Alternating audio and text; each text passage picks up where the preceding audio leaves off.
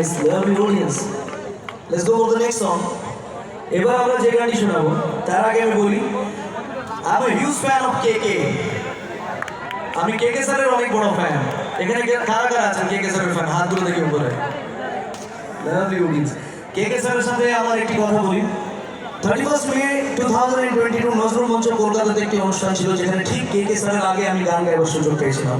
And I was so happy and lucky কি যাকে আমি ফলো করি, যাকে আমি ভালোবাসি, তার আগে একই স্টেজে আমি গান গাইবো, ওয়াও, এটা আমার অনেক বড় পাওনা ছিল, রাইট?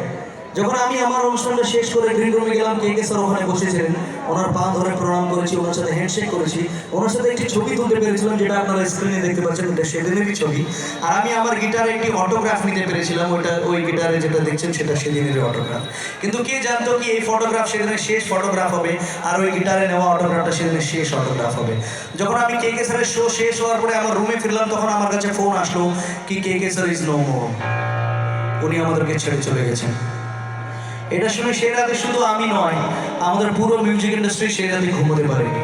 কিন্তু আমার মনে একটি বিশ্বাস, কেকে স্যার এই সংসারটা ছেড়ে চলে গেছেন, কিন্তু আমাদের মনের ভিতর থেকে কোনোদিনই যেতে পারবে না। যেতে পারবে কি? তাই আজকে ভেরি ফার্স্ট টাইম আমি চাইবো আপনাদের কাছ থেকে, আমাদের কুন্ডু পরিবারের তরফ থেকে একটি জিনিস চাইবো, এটা আমার জন্য নয়, কেকে স্যারের জন্য। সেটা পাবো কি? একই না জোরে বলতে হবে, পাবো? সেই জিনিসটা হলো